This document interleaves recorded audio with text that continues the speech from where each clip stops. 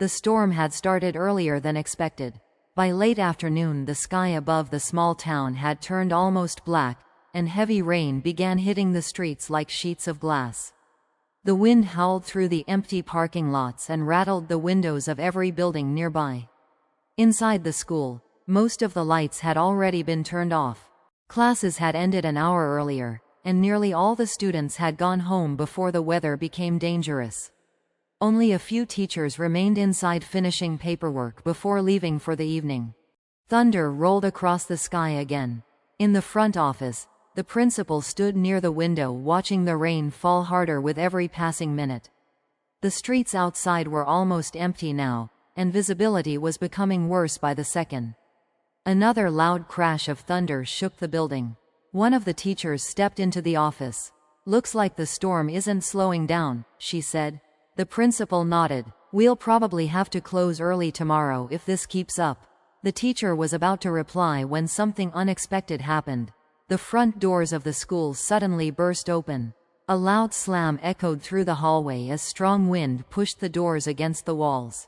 Both of them turned immediately. Standing in the doorway was a girl. She looked like a student, but she was completely soaked from head to toe. Rainwater dripped from her hair and jacket onto the floor as she struggled to catch her breath. For a moment no one spoke. The girl took a few unsteady steps inside the hallway, holding the strap of her backpack tightly. Her eyes moved nervously around the building. The teacher walked toward her quickly. "Hey, it's okay," she said gently. "You're safe here. What happened?" The girl didn't answer right away. Her breathing was still uneven from running through the storm. Finally she looked up. I didn't know where else to go." Thunder cracked again outside the building. The principal stepped closer now, studying her carefully. "Are you one of our students?" he asked. The girl hesitated. For a moment it seemed like she was unsure what to say. Then she nodded slowly. "Yes." The teacher grabbed a towel from the nearby office and handed it to her. "You shouldn't be outside in weather like this," she said. "Where are your parents? Did they send you here?" The girl shook her head. "No." The principal frowned slightly. "What grade are you in?"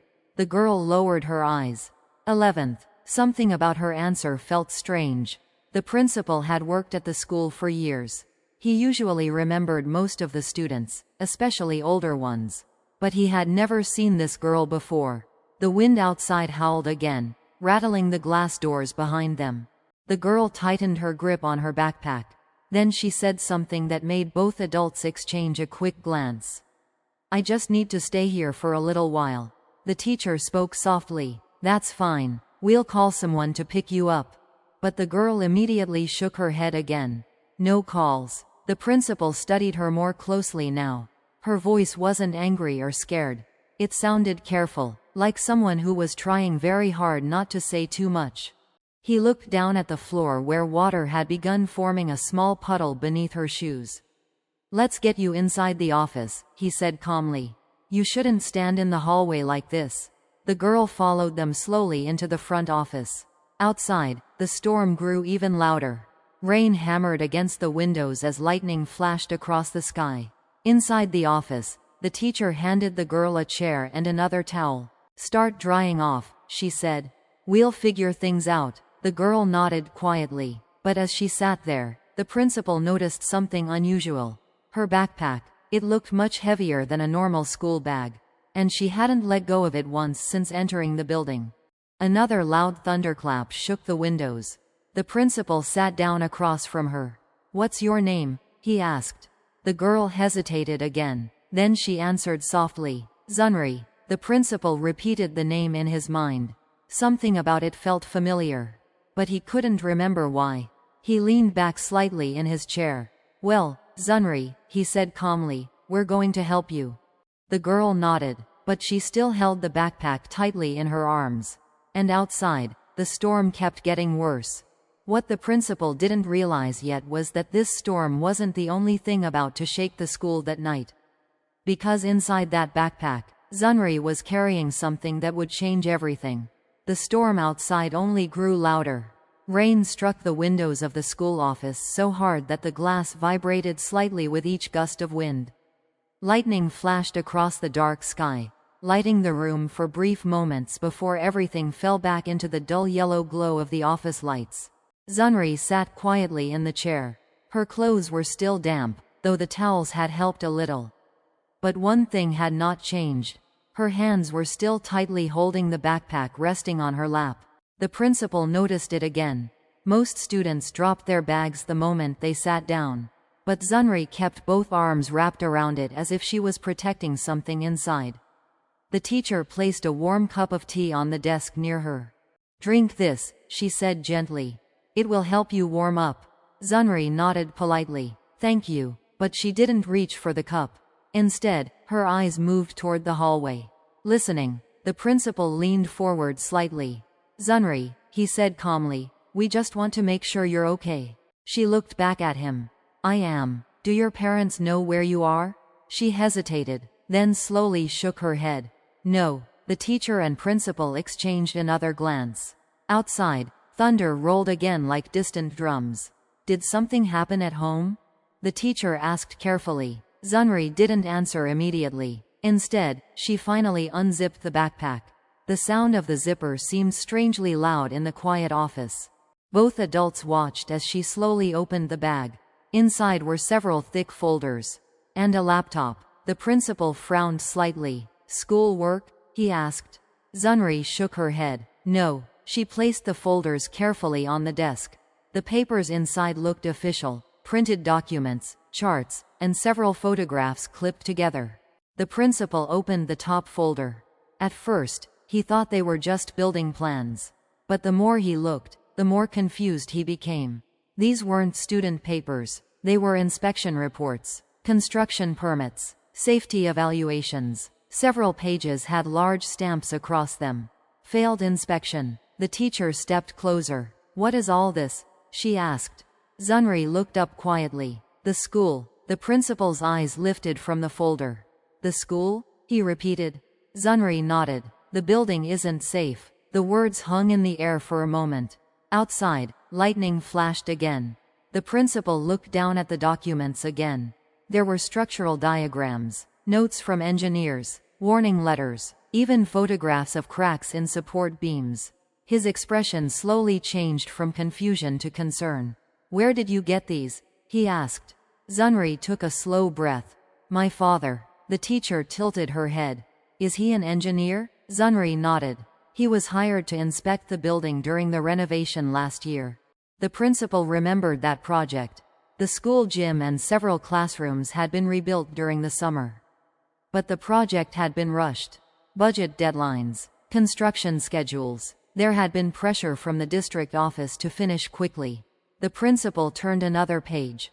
More warning stamps, more safety notes. Then he saw a letter. A formal report addressed to the school district. His eyes moved quickly across the lines. The teacher noticed the change in his face. "What is it?" she asked. The principal looked up slowly. "These reports say the gym roof structure is unstable." The teacher blinked. "What?" The principal flipped to the last page. There was supposed to be another inspection before the building reopened. Zunri spoke quietly. "That inspection never happened." Thunder exploded outside the building again. The principal suddenly stood up. "That can't be right." He grabbed the phone on his desk and began dialing. But before the call connected, another loud sound echoed through the building. Not thunder. Something else. A heavy metallic groan, like part of the building shifting under pressure. The teacher froze. What was that? The principal slowly lowered the phone. Then he remembered something. The gym, the newest part of the school. And right now, the after-school sports team was still practicing inside. He looked at Zunri again. "You ran here to warn us, didn't you?" Zunri nodded quietly. "Yes." Another loud crack echoed through the building. And suddenly the storm outside didn't feel like the biggest danger anymore. The metallic groan echoed through the hallway again. This time it was louder. The teacher looked toward the corridor with wide eyes. "That came from the gym," she said. The principal didn't hesitate. He grabbed the office radio from the desk and rushed toward the hallway. "Everyone out of the gym immediately," he said into the radio. "Leave the building now." Static filled the line. Then a confused voice answered. "What's going on?" "Just get them out," the principal said firmly. Behind him, Zunri stood up quickly and picked up her backpack. The teacher followed them into the hallway as the wind outside slammed against the windows again. Lightning flashed across the sky, lighting the long corridor in quick bursts of white. The gym was located at the far end of the building. As they hurried toward it, another deep cracking sound rolled through the ceiling. Dust fell from one of the light fixtures.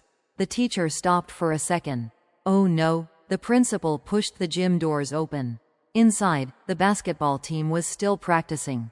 Several students stopped dribbling when they saw him enter. What's wrong? One of them asked. Everyone out, the principal said loudly. Now, the coach frowned. Is this about the storm? No questions, the principal replied. Just move. The urgency in his voice made everyone react quickly. The students grabbed their bags and began moving toward the exit doors. Zunri stood near the doorway watching the ceiling. Her eyes moved slowly along the metal beams above the court. Then she said something quietly.